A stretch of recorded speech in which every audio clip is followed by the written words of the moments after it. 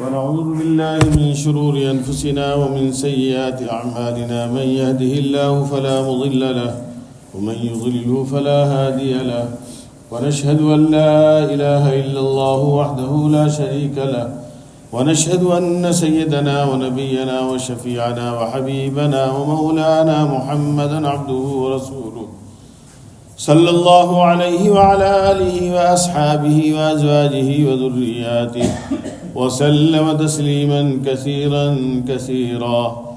أما بعد فأعوذ بالله من الشيطان الرجيم.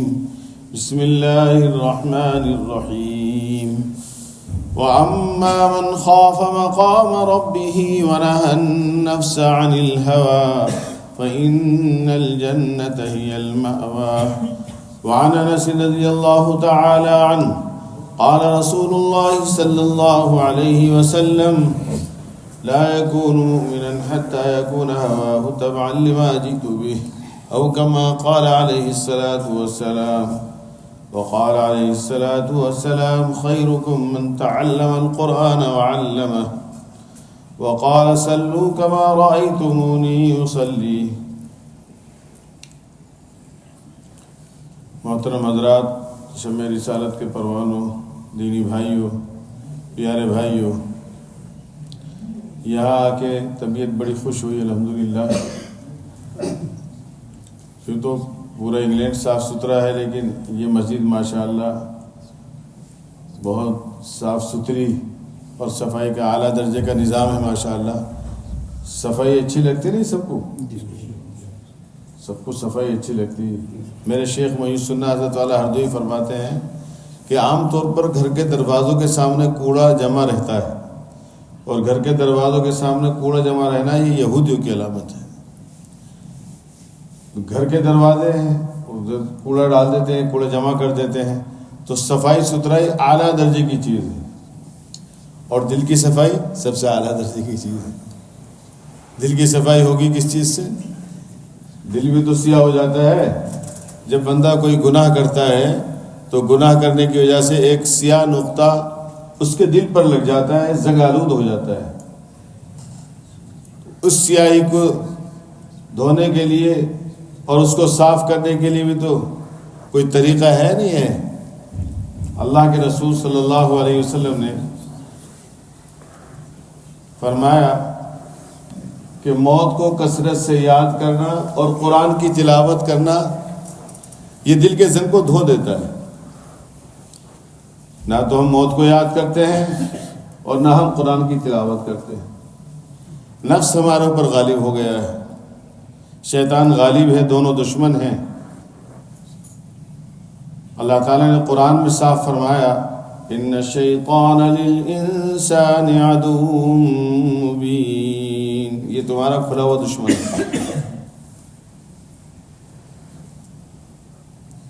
حضرت والا ہردوئی رحمۃ اللہ علیہ کے مجلس میں فرما رہے تھے کہ گناہ کا تقاضا کبھی ہوتا ہے، اور کبھی دل کی یہ کیفیت ہوتی ہے کہ ایک گناہ کا تقاضا بار بار ہوتا رہتا ہے. کبھی اس سے دعا کرا رہے ہیں، کبھی اس سے دعا کرا رہے ہیں، وہ تقاضا جاتا ہی نہیں ہے. ایک میرے دوست تھے، دہلی سے تشریف لائے تھے جلال آباد. تو میں نے کہا آپ کس لیے آئے تھے یہاں پر؟ کہا ایک عجیب دل کی کیفیت تھی میری، وہ جا نہیں رہی تھی، اور میں کافی بزرگوں کے پاس چلا گیا، وہ لیکن دل کی کیفیت وہیں کی وہیں، گناہ کا تقاضا بار بار ہو رہا ہے. تو مجھے کسی نے بتایا کہ جلال آباد چلے جاؤ. تو میں یہاں آیا. میں نے کہا پھر کیا ہوا؟ کہ میں نے کہا حضرت تخلیے میں مجھے بات کرنی ہے، تنہائی میں. تو حضرت سب کو ہٹا دیا وہاں سے. اللہ والوں کی شان ہوتی ہے کہ سب چلے گئے اور میں اور حضرت رہ گئے. میں حضرت کے سامنے اپنی کیفیت بیان کرتا رہا. حضرت علاج تجویز فرماتے رہے کہ اب کہ حضرت کوئی تشفی نہیں ہو رہی، کیفیت وہی کی وہی ہے. میں نے کہا پھر کیا ہوا؟ عجیب بات ہے. کہنے نے فرمایا حضرت مسیح الامت میاں منیف کھڑے ہو جائیے. تو مجھ کو کھڑا کیا، ایک کیفیت تھی حضرت کی اس وقت. اور پھر فرمایا اچھا ٹھیک ہے، اور اپنی شہادت کی انگلی یہاں سے لی اور یہاں سے لینے کے بعد میں پھر میرے دل تک تو میں ایسے ہو گیا جیسے کوئی بوجھ تھا میرے دل کے اوپر. وہ بوجھ یعنی وہ گفتگو سے تو وہ کیفیت نہیں جا رہی تھی. یک زمانہ صحبت با اولیاء بہتر صد سال طاعت بیریا. ایک زمانے کی جو صحبت اللہ والوں کی ہوتی ہے وہ دل کی کیفیتوں کو بدل ڈالتی ہے. تو وہی کہنے لگے کہ میں مجبور ہوئے, میں حیران تھا, پریشان تھا, متعجب تھا کہ یہ کیفیت گئی کہاں. وہ یوں انگلی لگائی, یوں انگلی لگا کے نیچے تک لائے. وہ اللہ کے ولیوں میں سے تھے, اللہ کے نیک بندوں, صاحب کشف تو تھے ہی بہت اعلیٰ درجے کے, بہت اعلیٰ درجے کا. لیکن یہ کشف کوئی کمال کی چیز نہیں ہے. 2 کلومیٹر دور بقرعید کے دن ہم اور میرا ایک دوست گفتگو کر رہے ہیں کہ یہ ہمارے شیخ بھی عجیب شیخ ہیں, بقرعید والے دن تو لنگر جاری کیا نہیں انہوں نے. ہم نے وہی ایک نظام طالب علم والا, اپنا برتن لیا, اپنا لائن میں لگ کے کھانا لیا, اور لائن میں لگ کے کھانا لے کے ہم اپنے اپنے کمروں میں کھا کے بیٹھ گئے. بقرعید کے دن کوئی اجتماعی کھانا نہیں ہے, کوئی لنگر نہیں ہے. میں نے کہا ہمارے شیخ کی بھی, میرے دادا بھی بہت بڑے بزرگوں میں تھے تو وہاں لنگر جاری رہتا تھا ہر وقت. کوئی مسافر آتا تو اس کو پکڑ پکڑ کے کھلاتے تھے. تو میری عمر اس وقت 16 سال کی تھی, تو دل کی ایک کیفیت تھی. بہت لمبے واقعات ہیں حضرت کے. تو 9:30 بجے روزانہ مجلس ہوتی تھی حضرت کی. 9:30 بجے مجلس شروع ہوئی اور موجودہ قد افلح من زکاہا. کہا بار بار تقاضے گناہ کے ہوتے ہیں, تم میزائل لگا دو اس کے اوپر, لا حول ولا قوت الا باللہ پڑھو, 2 رکعت صلاۃ التوبہ پڑھو, میزائل کے اسے استعمال کر کے اس طاقت کو ختم کرو, گناہ کی قوت کو, گناہ کی طاقت کو. آخر میں فرمایا حضرت نے کہ بہت سے مجلس میں ایسے ہیں جو یہ چاہتے ہیں کہ شیخ کا لنگر جاری رہے. 2 کلومیٹر دور کی بات, شیخ کا لنگر جاری رہے. اور جیسے عام بزرگوں کے یہاں معمول ہے کہ دسترخوان سجا دیا جاتا ہے اور سب لوگ کھاتے ہیں, لنگر جاری رہتا ہے. ارے میاں ہمارے یہاں تو یہی بریانی ہے, یہی متنجن ہے, یہی قورمہ ہے, یہی فیرنی ہے, یہی شاہی کباب ہے, یہی سیخ کباب ہے. ایک ایک کھانے کا نام حضرت نے گرا دیا. یہی ہماری جو مجلس ہے, جو ہم نے جامع معرفت تم کو پلایا ہے, اور گناہوں سے چھوڑنے کا جو ہم علاج تجویز کرتے ہیں تمہارے سامنے, یہی ہماری بریانی ہے, یہی ہماری دعوت ہے. اور پھر فرمایا جو طالب صادق مخلص ہیں, جو دعوت یہ کھانا چاہتے ہیں وہ یہاں رہیں, اور جو لنگر کے طالب ہیں وہ اپنا بورے بستر باندھے اور جائیں یہاں سے. اللہ یہ ہے حضرت جلال آبادی. اتنا میں کہا حضرت میری ملاقات آپ سے کب ہوگی, کس وقت ہوگی؟ بیٹھے مجلس میں آیا, میں نے کہا کہنے لگا اب کل ہوگی. میں نے کہا حضرت کل اتنے زمانے کے بعد؟ اور میں 16 سال کا تھا, ایک جذبات تھے میرے دل میں, اللہ والوں سے محبت تھی بچپن سے. میرے اللہ دادا دان بہت نیک تھے. تو میں نے کہا حضرت میں تو خانقاہ میں نہیں جا رہا, میں تو یہیں جوتوں میں پڑھ رہا ہوں آپ کے. فرمایا نہیں, وہ بھی ایک لمبا واقعہ ہے, میں مختصر کر رہا ہوں سنانے کے لیے. کہنے لگا اچھا بیٹھ جائیے. میں بیٹھ گیا وہاں, میں بیٹھا رہا. تھوڑی دیر کے بعد فرمایا عزیزم تم میری آنکھوں کو دیکھ رہے ہو, تم میری ناک دیکھ رہے ہو. میں غور کر رہا تھا کہ کتنی اچھی آنکھیں ہیں, کیسی ناک ہے, اس پہ میرا پورا فوکس ہو رہا تھا. تو حضرت فرمایا عزیزم تم کبھی میری آنکھوں کو دیکھ رہے ہو, کبھی میری ناک کیسی ہے, میرا چہرہ کیسا ہے. تم میرا انتخاب ایسا کر رہے ہو جیسے نوجوان لڑکا نوجوان لڑکی اپنی دلہن کے لیے انتخاب کرتا ہے. ایسے میرا تم انتخاب کر رہے ہو. پھر فرمایا اچھا کیا میں پسند آ گیا تمہیں؟ میں نے کہا حضرت پسند آ گئے. تو پھر فرمایا حضرت تھے اور میں تھا بس. پھر فرمایا اچھا تم بھی مجھے پسند آ گئے. میں نے کہا اللہ اکبر. پھر فرمایا میں ایک دیہاتی بن کے تہمت باندھ کے آیا تھا, جھولا پلاسٹک کے لے کے, کہ حضرت مجھے دیہاتی سمجھ کے اپنے پاس رکھیں گے, بھگائیں گے نہیں. حضرت فرمایا آپ تو طالب علم ہے نا؟ میں کہا جی حضرت طالب علم ہوں. دیہاتی بن کے آئے تاکہ میں اپنے پاس رکھوں آپ کو؟ میں کہا جی حضرت یہی بات ہے. کہ اچھا اب تو آپ سب سمجھ گئے, ہمارے جماعت کے ہمارے ہم پلہ ہیں, یعنی ہماری جماعت کے آدمی طالب علم. آپ طالب علم تو سب باتیں مانتے ہیں, کہنا مانتے ہیں. آپ مہمان، تو میں نے کہا حضرت جو یہاں مہمان خانے کے ناظم ہیں میں سب نظام ان سے سمجھ کے اور پورا انتظام کر کے یہاں آیا ہوں. اب تو طالب علمانہ بات تھی. خیر میں نے کہا کل ملاقات کہ کل ہوگی 9:30 بجے. میں کہا حضرت اتنی دیر سے تاخیر سے ملاقات. میں کہا مجھے کچھ وقت دے دیجیے کہ میں آپ کی خدمت میں. میں نے سوچا پھر میں کہا حضرت نماز تو پڑھتے ہوں گے مسجد میں تو میں آؤں گا آپ کے خدمت میں اور میں بات نہیں کروں گا آپ سے، بس مجھے اتنی اجازت دے دیجیے. تو حضرت والا نے اجازت دے دی اور اجازت ملتے ہی پھر میں نماز کے وقت میں آ جاتا حضرت کے پاس اور پھر میں چلا جاتا مہمان خانہ. حضرت نے فرمایا تھا 9:30 بجے مجلس ہوتی ہے، 1 گھنٹہ پہلے آ جانا میرے پاس. تو میں 1 گھنٹہ پہلے آ کے بیٹھ گیا. بیٹھ کے میں سوچنے لگا کہ یہ اتنا بڑا قلعہ، یہ گیٹ اتنا بڑا، یہ نوابوں جیسا سب ٹھاٹ باٹ، یہ سب پنکھے، یہ کولر، یہ سب چیزیں، یہ اس کے حضرت کو کیا ضرورت ہے؟ 16 سال کی عمر تھی میری. میں نے کہا یہ سب کیا ہو رہا ہے؟ حضرت فرمایا عزیزم. میں پھر ڈر گیا. میں نے کہا تو سب بات دل کی پہنچ جاتی ہے، دل میں آتی ہے ادھر پہنچ جاتی ہے. عزیزم. میں نے کہا جی حضرت. اچھا یہ سوچ رہے ہیں یہ قلعہ کیسے بنا، یہ گیٹ کیسے بنا، اور یہ کولر کیوں ہے، یہ اتنی عالیشان بلڈنگ کیوں ہے؟ سن لیجئے، آپ کے تصور کے عین مطابق مسیح اللہ ایک چھپر میں رہ کر گدڑی پہ بیٹھ کر زندگی بسر کر سکتا ہے. یہی انداز تھا حضرت کے بات کرنے کا. آئی خیال شریف میں بات. میں کہ جی حضرت آپ سے میں نے بات کی تھی، وعدہ کیا تھا ذکر کریں گے، آپ انہی چیزوں میں الجھ گئے. چلیے معاف کرتا ہوں میں، اب ذکر میں مشغول ہو جائیے. اور پھر فرمایا یہ آپ جیسے لوگوں نے آپ جیسے لوگوں کی سہولت کے لیے انتظام کر دیا ہے، مسیح اللہ کو اس کی ضرورت نہیں ہے. تو وہ میں عرض کر رہا تھا دل کی ایک ایک بات، ایک ایک کیفیت. تو پھر حضرت اس مجلس میں یہ فرما رہے تھے یہ جو گناہوں سے چھڑانے کی بات کی جا رہی ہے یہی اصل دعوت ہے ہماری، یہی اصل دعوت ہے. پھر فرمایا اسی مجلس میں حضرت خواجہ معین الدین چشتی اجمیری نور اللہ مقدو بڑے پائے کے بزرگوں میں سے گزرے ہیں، ایک ایک سنت پر عمل کرنے والے تھے. حضور پاک صلی اللہ علیہ وسلم نے خود بھیجا تھا ہندوستان، چشت سے تشریف لایا تھے کہ جائیے ہندوستان. 90 لاکھ ان کے ہاتھ پر مسلمان ہوئے. اللہ تعالیٰ نے بہت کام لیا. آخر اللہ کے رسول صلی اللہ علیہ وسلم نے وہاں بھیجا تھا. اللہ کے رسول صلی اللہ علیہ وسلم کے مبعوث فرمائے ہوئے تھے. 90 لاکھ مسلمان ہوئے.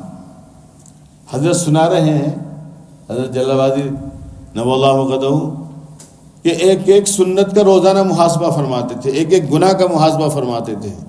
اتنے بڑے درجے پر فائز ہونے کے باوجود اس پہ حضرت والا ہر دوئی تھوڑی سی اور عمومیت فرما دیا کرتے تھے کہ ہم اور آپ اگر چاہتے ہیں کہ اللہ سے کامل تعلق ہو جائے، اللہ سے تعلق ہو جائے، تو ہر نماز کے وقت اپنا محاسبہ کر لیا کرو. کتنے گناہ ہوئے، کتنی سنتوں پر عمل کیا. اگر گناہ غالب ہیں آپ کی نیکیوں پر تو استغفار کر لیا کرو، میرا مولا یہ غلطی ہو گئی، اب میں توبہ کر رہا ہوں. ہر نماز کے وقت میں، ہر نماز کے وقت میں.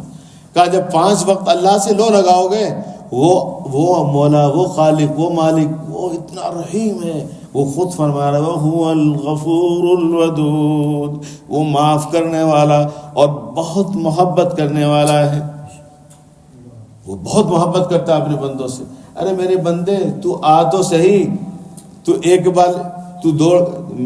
ایک بالشت آئے گا، میری رحمت تجھے دوڑ کر لے گی. یہ وہ الغفور الودود کے ضمن میں اللہ تبارک تعالیٰ معاف کرنے والے اور بہت محبت کرنے والے ہیں، بہت محبت کرنے والے ہیں. تو حضرت خواجہ معین الدین چشتی اجمیری ایک ایک گناہ کا محاسبہ، ایک ایک نیکی کا محاسبہ. یہ اللہ والے علاج تجویز فرماتے ہیں کہ اگر آپ کی نمازیں چھوٹ رہی ہیں، آپ کا قرآن چھوٹ رہا ہے اور آپ کی نمازیں سنت کے مطابق نہیں ہے تو اس کا محاسبہ کرو اور اس کا علاج کرو. محاسبہ کرو اور اس کا علاج کرو.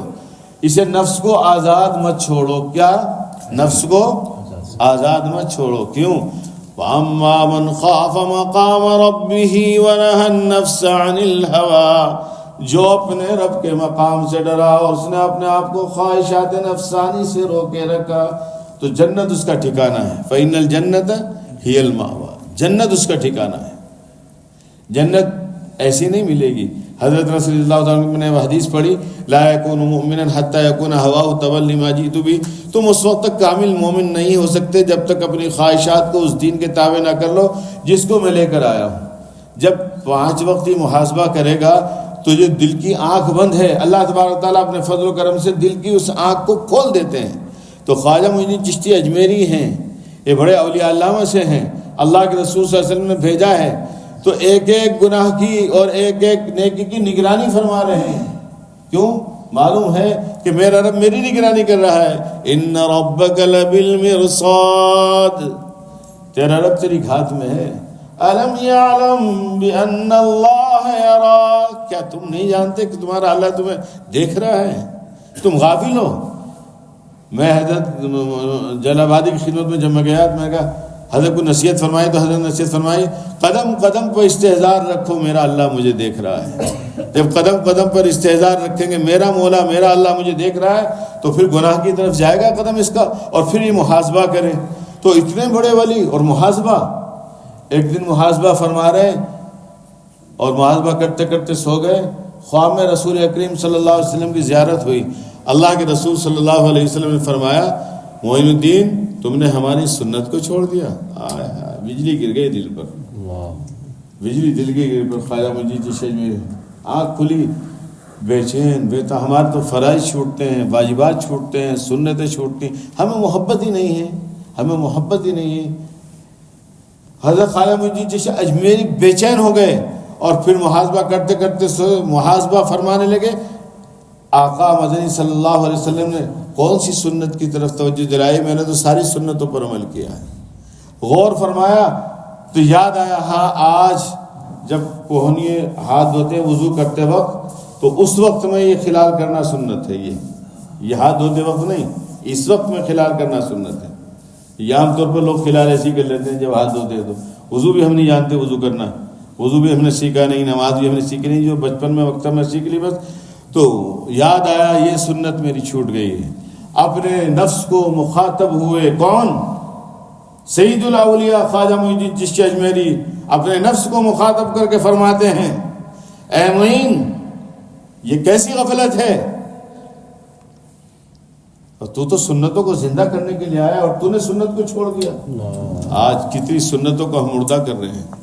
قرآن کی سنت مردہ ہے, نبی کی سنتیں مردہ ہیں, اور ہمیں احساس تک نہیں ہے, احساس تک نہیں ہے کہ یہ دین ہم تک کیسے پہنچا ہے. صحابہ نے کتنی قربانیاں دی ہیں, نبی پاک صلی اللہ علیہ وسلم نے کتنی قربانیاں دی ہیں, کیسے پتھر باندھے اپنے پیٹ پر, چولہا تک گھر میں نہیں جلا. یہ دین ہم تک کیسے پہنچا ہے, ہمیں اس کا احساس تک نہیں ہوتا. اور ہم مسجد میں داخل ہونے کی سنتوں پر عمل نہیں کر پاتے, مسجد سے نکلنے کی سنتوں پر عمل نہیں کر پاتے. غیر غفلت یہ تیری ہستی نہیں, دیکھ جنت اس قدر سستی نہیں, رہ گزر دنیا ہے بستی نہیں, جائے عیش و عشرت و مستی نہیں. ہم ایسے رہے یا کہ ویسے رہے, وہاں دیکھنا ہے کہ کیسے رہے. اللہ تعالیٰ پوچھیں گے ہم نے اتنی نعمتیں دی تھی تمہیں, ہر طرح کی نعمت سے نوازا تھا, ہماری نعمتوں پر شکر تو کیا ادا کرتے, ہماری نافرمانی کرتے تھے. ہمارا کھاتے تھے, ہمارا پیتے تھے, ہم نے آنکھیں دی, ہماری دیوی آنکھوں کا غلط استعمال, ہم نے ہاتھ دیے, ہمارے دیوے ہاتھوں کا غلط استعمال, ہم نے پیر دیے, ہمارے دیوے پیروں کا غلط استعمال. تو خواجہ معین الدین چشتی اجمیری تو خواجہ معین الدین چشتی اجمیری تھے. حضرت خواجہ معین الدین چشتی اجمیری رضی اللہ عنہ قدم نے اپنے نفس کو مخاطب ہو کے فرمایا تو نے میرے محبوب کے ایک سنت کو یعنی غفلت میں چھوٹی ہے, اے نفس تو نے چھٹوایا ہے اس کو, میرے آقا کی سنت کو. 6 مہینے تک 100 نفلیں روزانہ تجھ سے پڑھواؤں گا. ارے بھائی سمجھ میں آئی, مانچسٹر والوں بات سمجھ میں آئی؟ کتنے مہینے تک؟ 6 مہینے.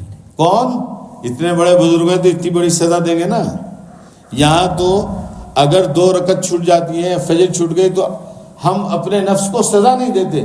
شیخ خطیبی فرماتے تھے اگر اپنے نفس کو سزا دینے پہ آ جاؤ کہ نماز میری چھوٹی کیوں, آج کی تلاوت چھوٹی کیوں, آج کی تسبیح چھوٹی کیوں, آج کا معمول چھوٹا کیوں, صبح کی شام کی دعائیں چھوٹی کیوں, اور 4 رکعت اصلاح کے لیے پڑھ لو، ایک ہفتے آپ اہتمام کر لو، یہ دل کی آنکھ جو بندے کھل جائے گی، کھل جائے گی، اللہ کا قرب مل جائے گا، قرب خداوندی مل جائے گا، قرب خداوندی مل جائے گا۔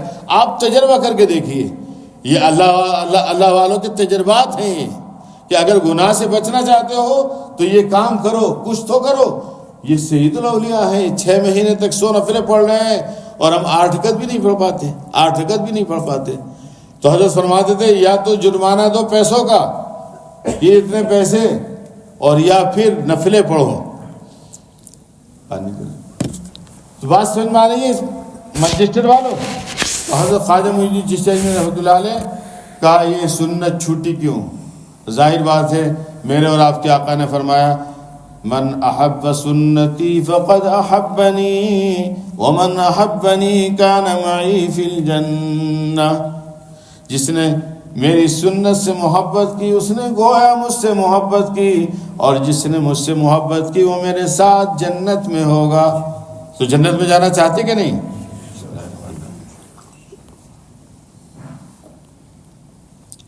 تو میں قرآن کی آیت پڑھ کر بتانا چاہ رہا تھا کہ جب ہم نفس کی خواہشوں کو تاراج کریں گے اور حضور کی تعلیمات پر عمل کریں گے، جو میں نے حدیث پڑھی تھی لا یکون مومنا حتی یکون ہواہ تبعا لما جئت بہ، اس وقت ہم کامل مومن بنیں گے۔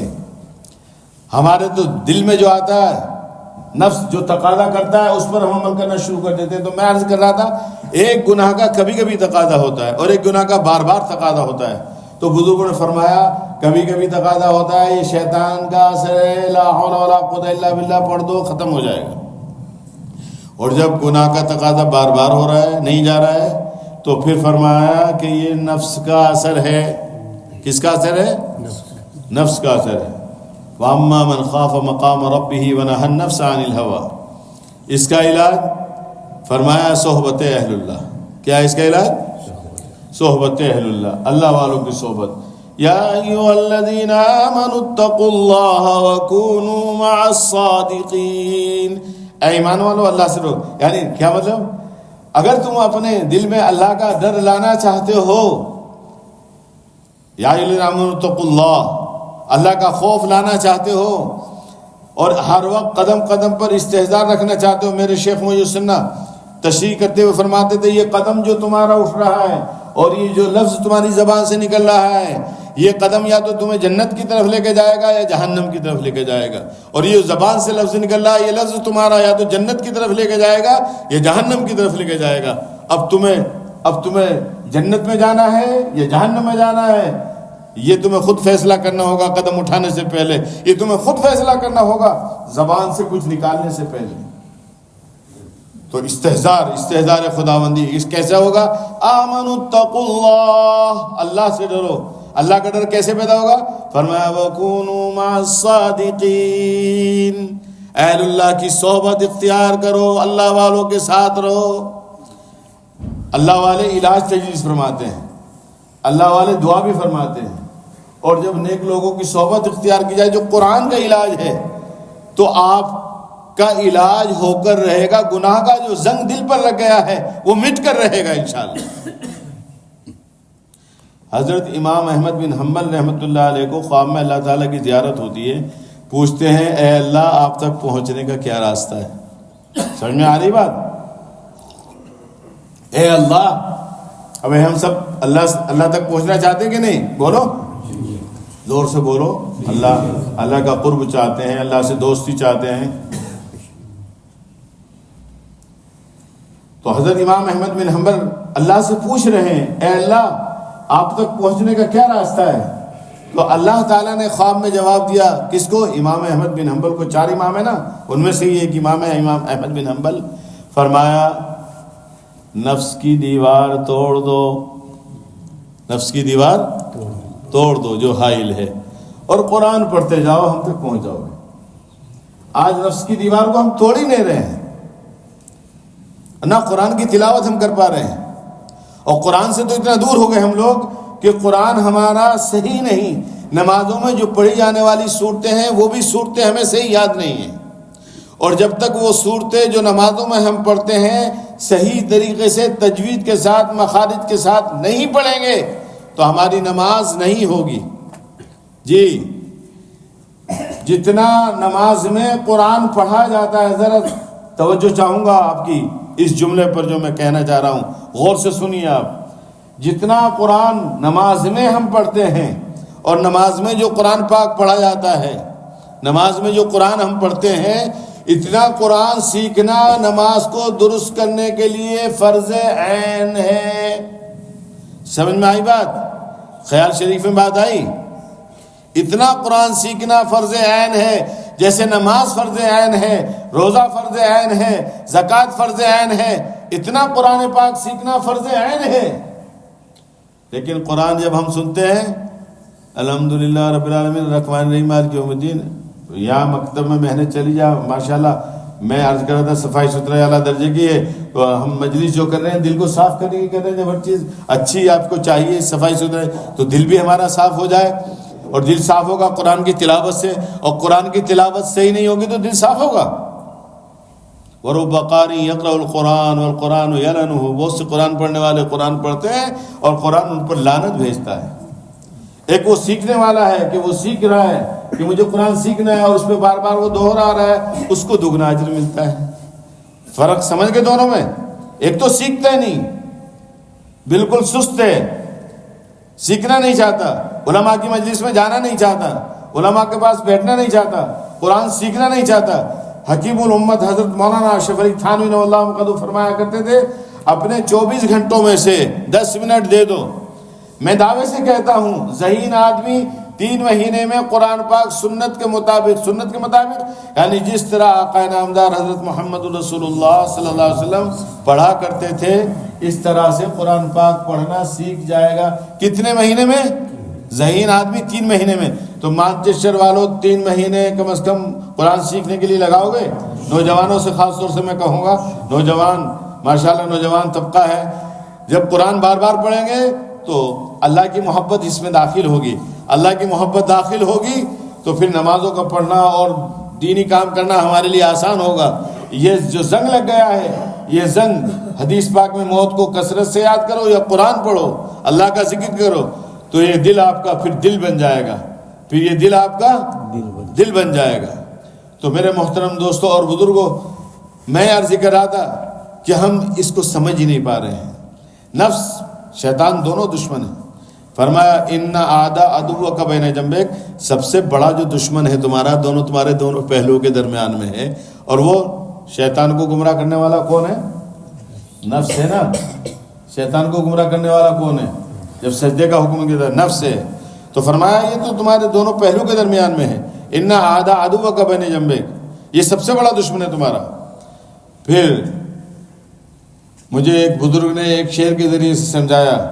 فرمایا نہنگو ازدہا شیر و نر مارا تو کیا مارا، نہنگو ازدہا شیر و نر مارا تو کیا مارا، بڑے موذی کو مارا گر نفس امارا کو مارا.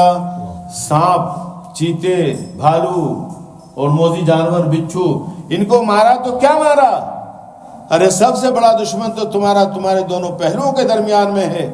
بڑے موذی کو مارا گر نفس امارا کو مارا. تو حضرت امام احمد بن حنبل سے اللہ تعالیٰ فرما رہے ہیں قرآن پڑھتے جاؤ اور نفس کی دیوار کو توڑ دو، ہم تک پہنچ جاؤ گے. لیکن یہ قرآن تو ہمیں یاد ہی نہیں ہے، قرآن پاک ہم نے سیکھا ہی نہیں ہے. میرے شیخ حضرت محی السنہ فرماتے تھے بغیر سیکھے کوئی چیز آتی نہیں ہے.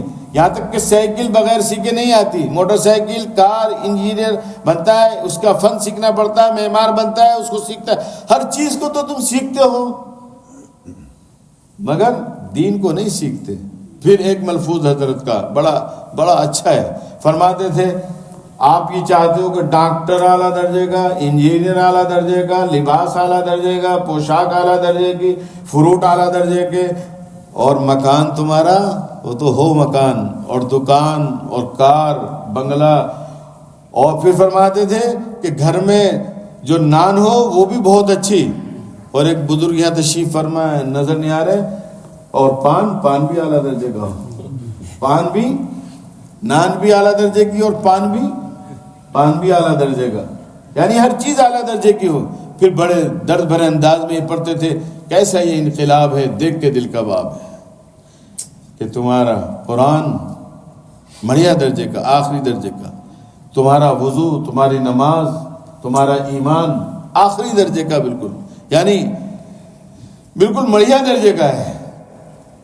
اس کو سیکھنے کی فکر ہی نہیں کرتے.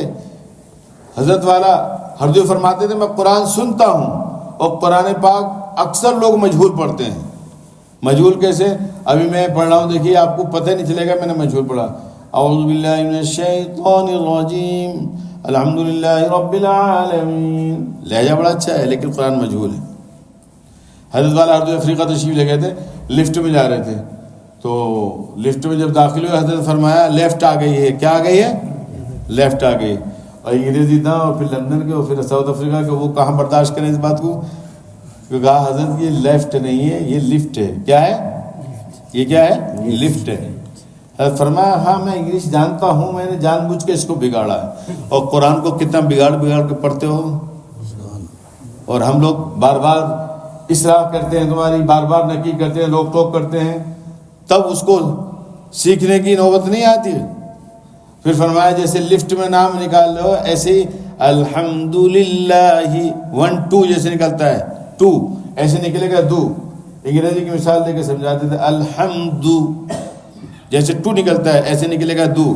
الحمد، ایک تو ہے الحمدللہ، اور یہ تو مجہول ہو گیا. الحمدللہ جیسے لفٹ کا لام نکلتا ہے ایسے نکلے گا للہ رب العالمین الرحمن الرحیم. ہم بھی جب دیوبند سے گئے، پڑھا کے فارغ ہو گئے، تو میں گیا 40 دن کے لیے، میں کہ اصلاح کے لیے آیا ہوں، تو حضرت نے اجازت دے دی. اس کے بعد اگلے دن حضرت کا خط آیا، قرآن پاک سیکھنے کے لیے بھی درخواست دیجیے، اذان اقامت سیکھنے کے لیے بھی درخواست دیجیے. وہاں کی اختر صاحب نے بھی قاعدہ پڑھا تھا، لائن میں لگ کے کھانا لیا تھا. تو میں نے کہا اب تو ابھی تک تو لائن میں لگ کے کھانا لیا تھا، اب فارغ ہو گیا ہے تو پھر یہاں قاعدہ پڑھنا پڑے گا آنے کے بعد. تو ہم نے وہ پھر قاعدہ لیا، اور قاعدہ ہم نے پڑھا 3 مہینے مستقل بچوں کے ساتھ بیٹھ کے. تو پھر ہم نے سمجھا ہاں واقعی بہت کمی تھی ہمارے قرآن میں.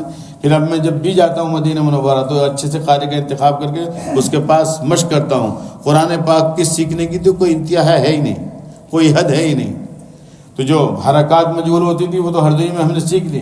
اب جب بھی کہیں امام قرآن شریف پڑھتا ہے تو ہمارے شیخ حضرت ہردوئی جب پتہ چلتا تھا کسی کو یہاں محی سنت تشریف لائے، تو پہلے سے پوری دنیا کو پتہ تھا، تو امام کی ہمت نہیں ہوتی تھی کہ وہاں اذان غلط پڑھ دے یا نماز غلط پڑھا دے. وہ تو فوراً نکیر فرماتے تھے. میں بھی پسے پردہ نکیر کرتا ہوں، سمجھاتا ہوں جہاں دیکھتا ہوں. اب وہ جب ہم نے قرآن اچھا سیکھا ہے، اب قرآن غلط سننے میں کو آتا ہے تو پھر وہ نماز میں مزہ نہیں آتا ہے. پھر تو میں نے کہہ رہا تھا آپ نیت کر لیجئے قرآن پاک کو سیکھنا ہے انشاءاللہ. اب ایک واقعہ سنا رہا ہوں میں، مجھے مولانا نے اشارہ نہیں کیا، مجھے بھی مولانا اشارہ کریں گے تو پھر میں انشاءاللہ بات ختم کر دوں گا. ایک واقعہ اس کو سن لیجئے اور پھر دیکھیے آپ. ایک بشر حافی ایک عام آدمی ہے، پڑھے لکھے نہیں ہیں. قرآن پاک کا ایک جز کہیں پڑھا ہوا تھا، تو انہوں نے اٹھایا اور اٹھا کے گھر لے گئے اور اس کو اوپر رکھا اور پھر غسل کیا. غسل کرنے کے بعد پھر اس کو جو اس پہ گرد و غبار تھا اس کو دھویا. سمجھ میں بات آ رہی ہے؟ وہ دیکھا تو اس پہ لکھا ہوا تھا بسم اللہ الرحمن الرحیم. جو قرآن کا جز ہے انہ من سلیمان و انہ بسم اللہ الرحمن الرحیم. حضرت بشر حافی رو رہے ہیں اور گرد و غبار کو صاف کر رہے ہیں. کیا خبر تھی؟ یہ جو زنگ لگ گیا ہے کاغذ کے اوپر، یہ جو زنگ لگایا ہے دل کے اوپر، وہ تو اس زنگ کو صاف کر رہے ہیں، اور یہاں اللہ تعالیٰ ان کے دل کے زنگ کو صاف کر رہا ہے. حضرت خواجہ حضرت بشر حافی نے پھر وہ لیا صاف کر کے اور اس کو عطر سے دھویا. عطر سے دھونے کے بعد ایک اچھی عطر دانی کے اندر اس کو رکھ دیا. میرے اللہ کے کلام کے ساتھ کس نے ظلم کیا ہے کہ پاؤں کے اندر کچلا جا رہا تھا. میرے اللہ کا کلام، میرے اللہ کا کلام. اللہ اکبر. سو گئے روتے روتے. اللہ تعالیٰ کی زیارت ہوتی ہے خواب میں. اللہ تعالیٰ فرماتے ہیں اے بشر حافی تم نے ہمارے قرآن کا اکرام کیا. مواخری صاحب ہم دونوں جہاں میں تمہارا اکرام کریں گے، دونوں جہاں میں، کونے بشر حافی. اور کس کے زمانے کے؟ امام احمد بن حنبل کا سنایا بھی آپ کو، انہی کے زمانے کے یہ بزرگ ہیں، اور کہیں پڑھے لکھے نہیں تھے کچھ بھی. دنیا میں تو اللہ نے یہ اکرام فرمایا کہ اللہ نے ان کو اپنی طرف سے علم عطا فرمایا، اس کو علم لدنی کہتے ہیں. امام احمد بن حنبل رحمۃ اللہ علیہ ان کی مجلس میں حاضر ہوتے تھے استفادے کے لیے، اتنے بڑے امام وقت کے. قرآن صرف گرد و غبار صاف کی تھی، اور سیکھ لو گے قرآن کو اور قرآن کو صحیح طریقے سے پڑھو گے تو پھر وہاں کہا جائے گا پڑھتا جا اور چڑھتا جا، پڑھتا جا اور چڑھتا جا. جو تیری آخری آیت ہوگی وہی تیرا ٹھکانہ ہوگا.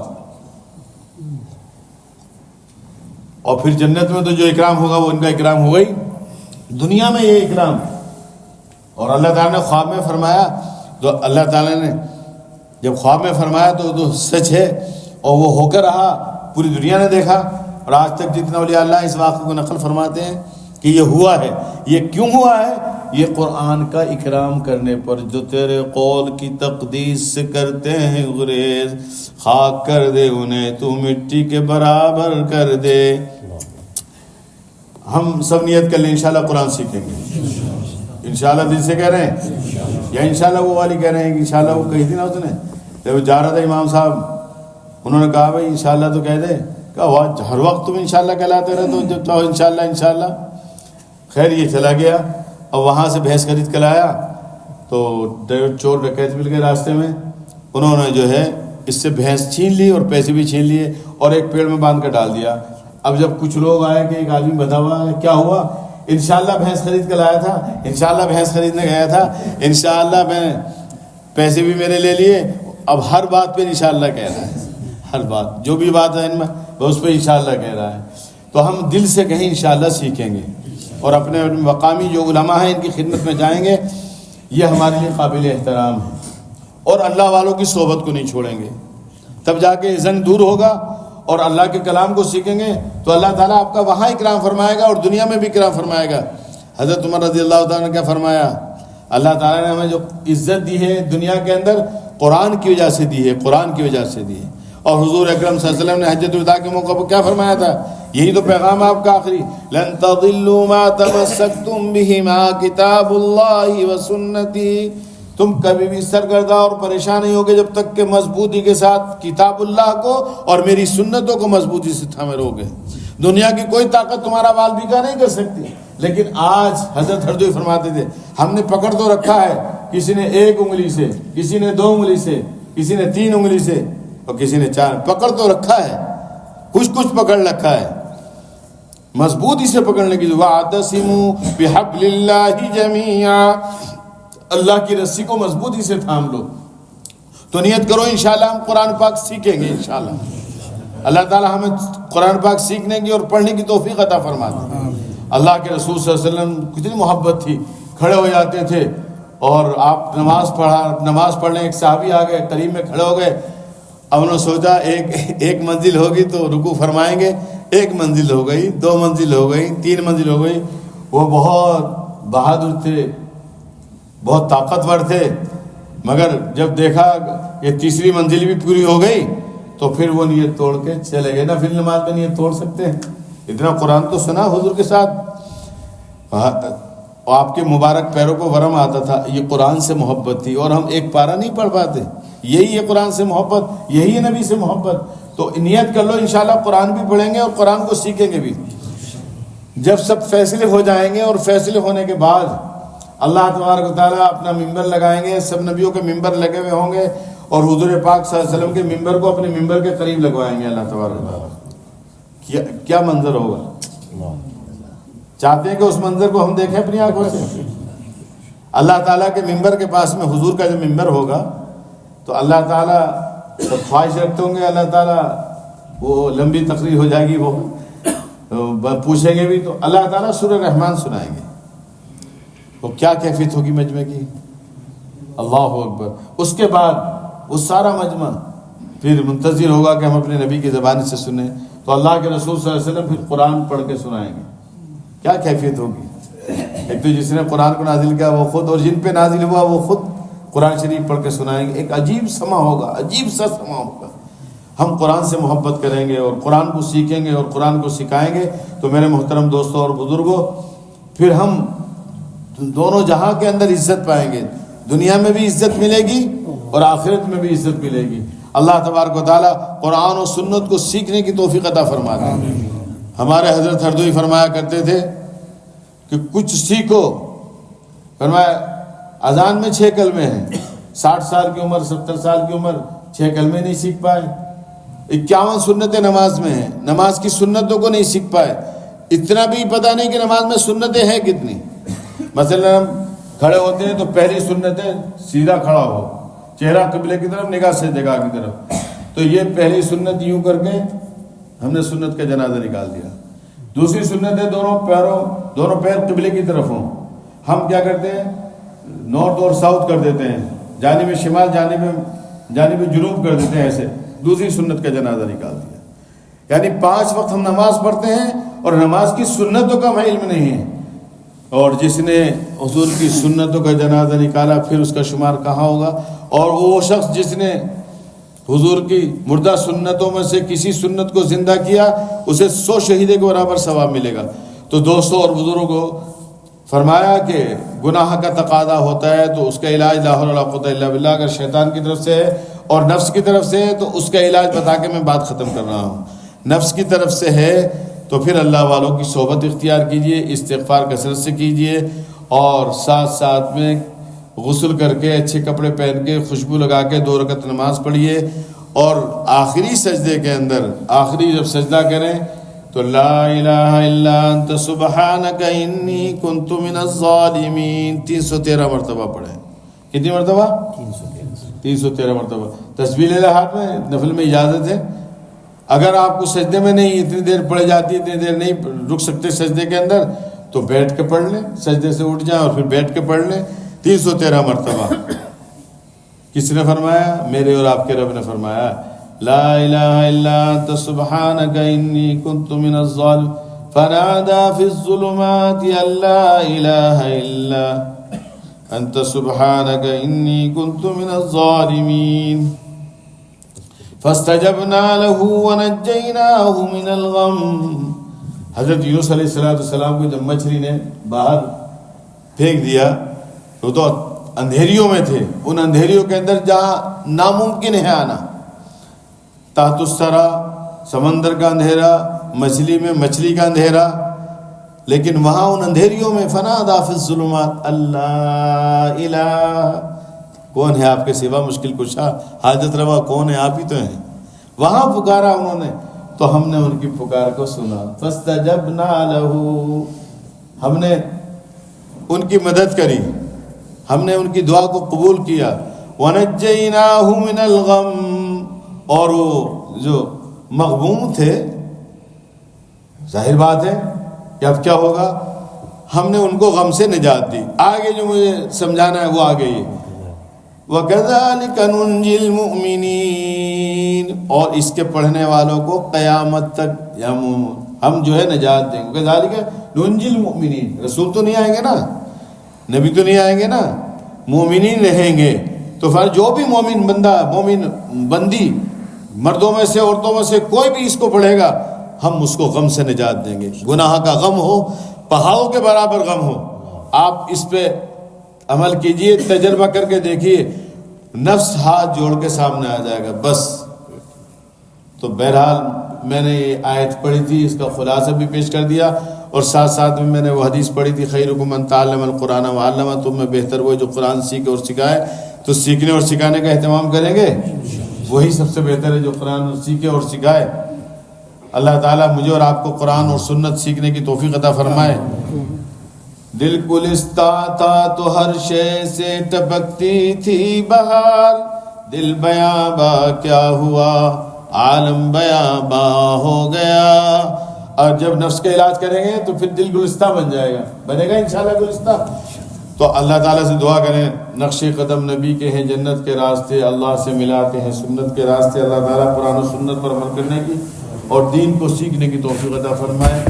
بہت خوشی ہوئی آپ سے، آپ نے اتنی دیر تک دین کی باتوں کو سنا، یہ ہندوستان والے سنتے ہیں اتنی دیر تک، یو کے والے نہیں سنتے ہیں اتنی دیر تک، لیکن آپ قابل مبارکباد ہے کہ آپ توجہ میرے اوپر ڈالتے رہے اور مجھے اللہ والوں کی باتیں یاد آتی رہی، میں سناتا رہا. میرے ذہن میں بالکل نہیں تھا کہ مجھے کیا کہنا، میں ان سے پوچھ رہا تھا کیا کہوں، تو کچھ توجہ انہوں نے ڈالی، کچھ آپ نے ڈالی، میرا کام بن گیا، آپ کا بھی کام بن گیا. الحمدللہ رب العالمین والصلاۃ والسلام علی رسول محمد وآلہ وصحبہ اجمعین. الف لام میم اللہ لا الہ الا هو الحی القیوم عنت الوجوہ الحی القیوم. اے اللہ تیرے گھر میں ہمیں، تیرے گھر میں ہم نے تیرا ذکر کیا ہے اور تو نے یہاں فرشتوں کو بھیجا ہے. اے اللہ فرشتے موجود ہیں، ان کی موجودگی میں ہم آپ سے سوال کرتے ہیں، ہم سب کے گناہوں کو معاف کر. بہت گنہگار نالائق ہیں، ناہنجار ہیں، اس لائق بھی نہیں کہ آپ کے دربار میں ہاتھ اٹھائیں، لیکن کہاں جائیں، تو ہی تو حاجت روا ہے، تو ہی تو مشکل کشا ہے. اے اللہ ہماری مشکلوں کو دور فرما دے. اے اللہ فلسطین والوں کی مشکلوں کو دور فرما دے. اللہم فرج کرب امت محمد صلی اللہ علیہ وسلم. اللہم تجاوز امت محمد صلی اللہ علیہ وسلم. اے اللہ مسجد اقصی کو آزاد فرما دیجیے.